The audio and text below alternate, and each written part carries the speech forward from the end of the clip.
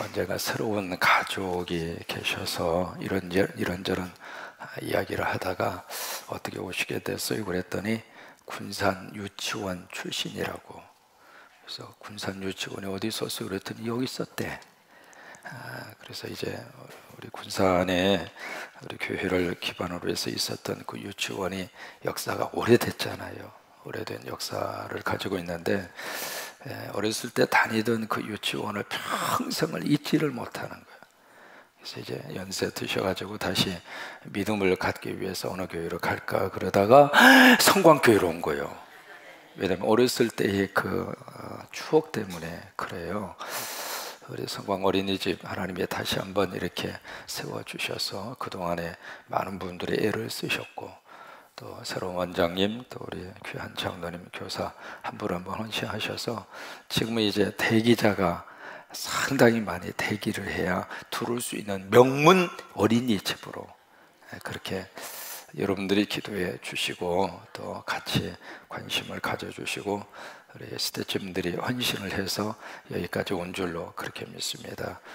사실은 정원이 40명밖에 되지 않아서 우리 시설로 봐서는 한 100여 명 정도 수용할 수 있는 시설을 갖추었는데, 처음에 이제 우리가 허가를 맡을 때 40명으로 제한을 해서 어떻게 쓰는지 그걸 좀 풀어보려고 시장님도 찾아가서 이야기하고 관계자도 이야기를 하고 그랬는데 잘 안 되더라고요. 잘 안 돼서 정원을 늘리지를 못했습니다만은, 아무튼 우리 어린이집, 특별히 다른 어린이집하고 다르게 우리는 말씀을 기본으로 해서 우리 어린이집 친구들에게 말씀도 가르치고, 특별히 이제 토라 교육이라고 그래서 10계명을 중심으로 한 달에 한 번씩 1계명부터 10계명 어린 고사리 같은 손을 꽉 잡고 10계명 몇 계명이에요 하면 또릿또릿하게, 네 집 손주이고 네 집 자식인지 모르지만 성광 어린이집에 있는 친구들은 다 똘똘이들만 모인 것 같아요. 우리 귀한 수고 감사가 앞으로도 어린이집을 통해서 큰 역사가 이루어지도록 함께 기도해 주시기를 바라고, 그런 위대한 인물들이 우리 어린이집을 통해서 나오게 될 줄로 그렇게 믿습니다. 5절을 보시면은 증인에 대한 말씀을 5절에서 하시고 있습니다. 신실한 증인은 거짓말을 안 하지만 거짓 증인은 뭘 내뱉어요? 거짓말을 내뱉느니라.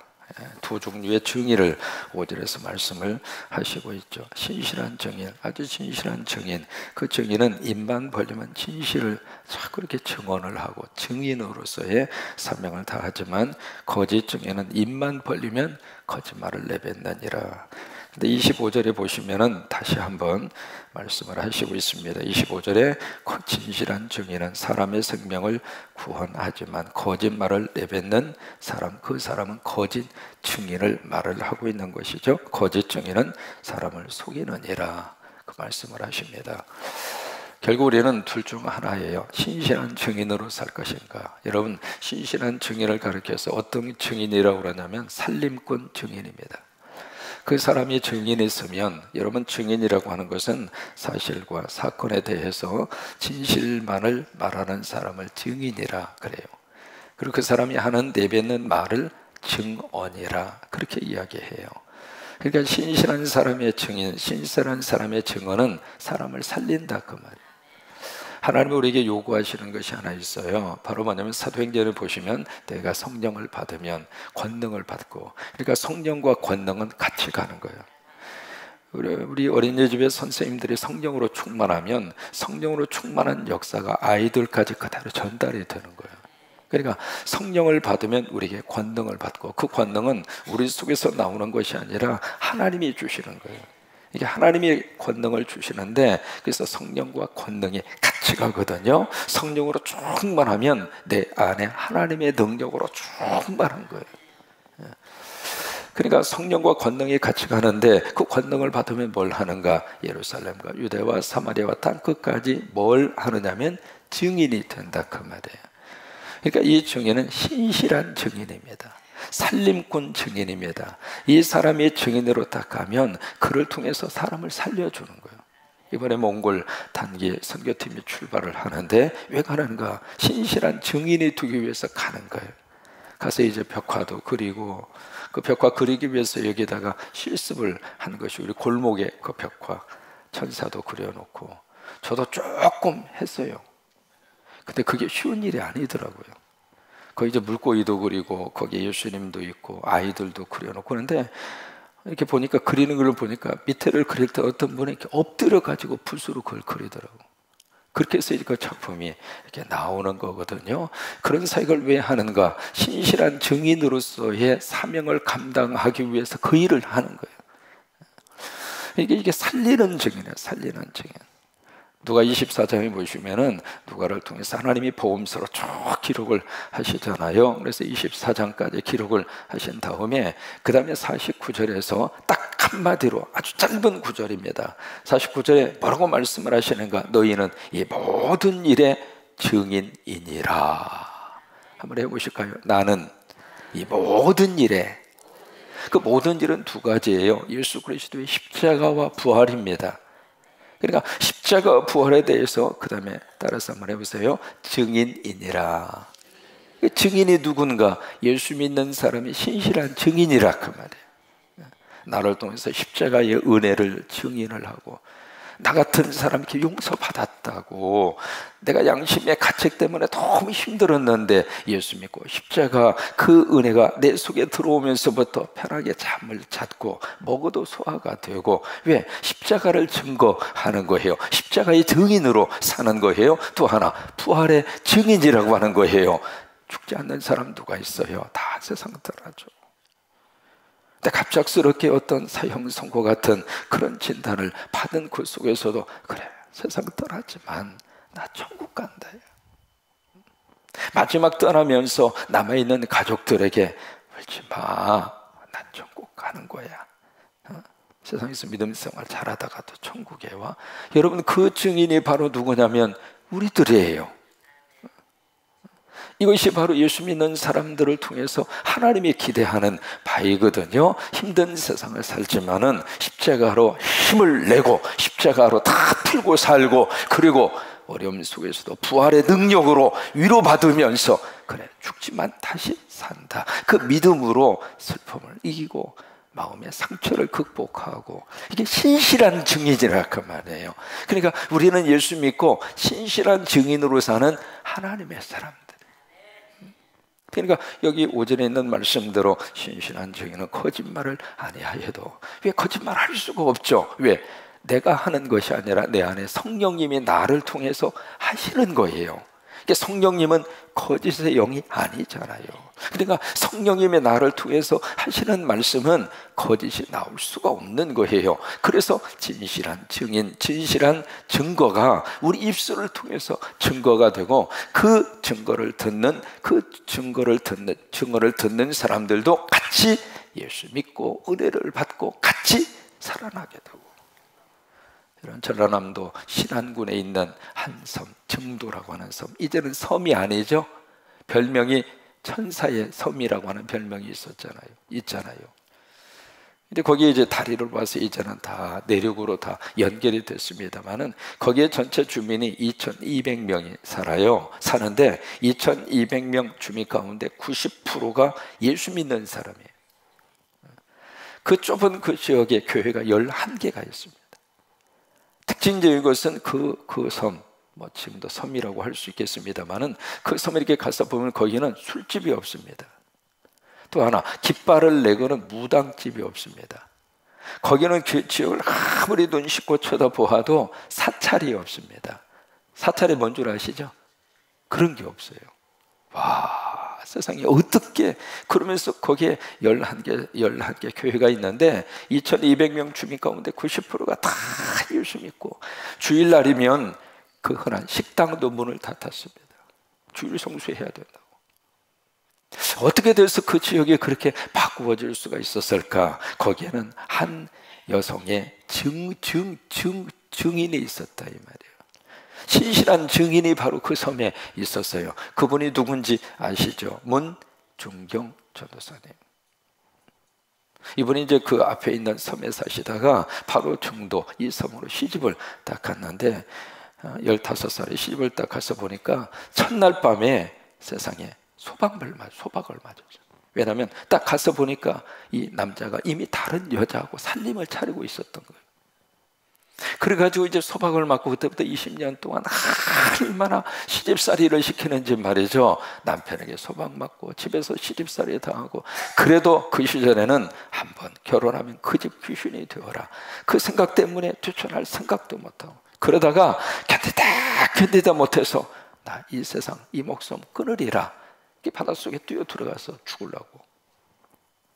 그러다가 여기서 죽으면 둥둥 떠다니다가 사람들이 무슨 창피할까 그래가지고 서울에 가서 죽으려고, 뭐 아무도 모르는 데 가서 한강에 가서 빠져 죽으려고, 거기까지 이제 가다가 천막을 치고 사람들이 거기서 웅성웅성거리고 무슨 노래소리가 들리고, 그래서 죽을 때 죽더라도 조금 있다 죽자, 어차피 뭐 그거 가지고 서두를 필요가 없으니까. 그래서 그러다가 무슨 일이 있나 싶어서 천막에 들어가 보니까 거기서 이성봉 목사님의 부흥지표가 있었던 거예요. 거기서 성령의 불을 받은 거예요. 왜냐하면 목사님이 나오셔가지고 막 말씀을 증거하는데 우리 가운데 소박 맞은 여자, 하나님께서 그 사람을 만지고, 그리고 소박 맞은 여자가 누구예요? 자기잖아요.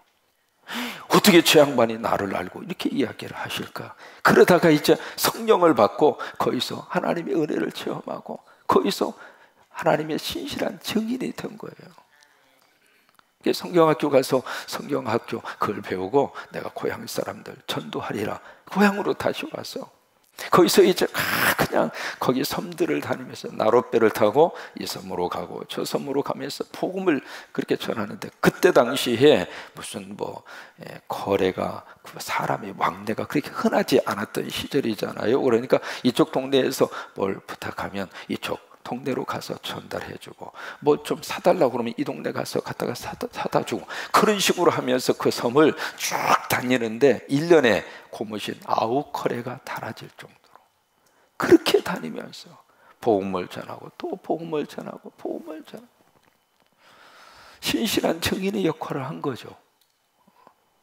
여러분, 그 섬에서 참 많은 하나님의 사람들이 나왔어요. 김종곤 목사님, 그분도 그분의 전도를 받고, 정태기 목사님도 그분의 전도를 받고, 그 참 좋은 하나님의 사람들이 그 섬에서 그렇게 많이 나왔어요. 나왔는데 이분이 6.25 한국전쟁 때 공산군에 의해서 총살형을 당해요. 근데 죄명이 바로 뭔 줄 알아요? 죄명이 참 특이한 죄명을 거기다가 붙였어요. 새끼를 많이 깐 씨암탉이다. 그게 죄명이에요. 희한한 죄명을 붙여가지고, 그 당시에 뭐 그런 일들이 흔하게 있었잖아요. 그래가지고 새끼를 많이 깐 씨암탉 해서 이제 총살형을 시켜서 죽였는데, 그 이유가 바로 뭐냐면 이 여자를 내버려 두면 계속 예수쟁이를 깐다 이거예요. 그러니까 이런 반동분자는 죽여버려야 된다. 그래가지고 거기서 순교를 하셨잖아요. 아주 신실한 증인이 된 거예요. 증인. 우리 성광교회 성도들은 아주 신실한 예수의 증인이 되시기를 축복합니다. 나 때문에 생명을 살려내고 내 입술을 통해서 복음을 증거하고, 그래서 많은 영혼을 살려내는 신실한 증인. 근데 그런 증인만 있는 게 아니에요. 거짓 증인이 있습니다. 이 거짓 증인은 입만 벌리면 거짓말을 내뱉는 거예요. 이게 법정에서 어떤 사건 앞에서 그 증언의 그 말 한마디가 한 사람의 생명과 한 사람의 운명을 완전히 180도로 바꿔버리는 거예요. 그런 일들이 참 많습니다. 미국에서도 있고, 미국에서는 얼마 전에 30년 동안 억울하게 무기징역을 사는 30년 동안. 근데 나중에 이렇게 딱 보니까 범인이 따로 있었어요. 근데 30년 만에 출소를 해서 이번에 또 암에 걸렸네. 그래서 1년 만에 세상을 떠났어요. 보상 한 푼도 못 받고. 그런 일이 이제 미국에서 있었습니다만은, 미국만 있는 게 아니에요. 한국도 똑같아요. 우리 교단의 목사님이세요. 제 선배님 가운데 정원섭이라고 하는 목사님이 계세요. 이분이 1970년도에 춘천에 있는 한 파출소 소장 12살 먹은 애가 어떻게 만화가게에 간다고 가다가 논두렁에서 완전히 살해가 된 사건이 있었어요. 그래가지고 이제 그게 전국적으로 그냥 완전히 막 매스컴도 그러고 대통령까지 나서가지고 그 살인범 빨리 추적해서 잡으라고 막 부르릉 같은 호령이 막 떨어지고, 그래가지고 결국 5일 만에 범인으로 딱 잡았는데, 그 범인이 누구라고 지목을 했느냐면 춘천 거기서 만화가게를 하고 있었던 정원섭이라고 하는 그분을 범인으로 딱 지목을 해서 당신이 그 애 강간을 하고 살인을 했다. 그쪽으로 이제 몰아가서 결국 무기징역을 살았어요. 강간 살인범으로. 이분이 들어가면서 그 이야기합니다.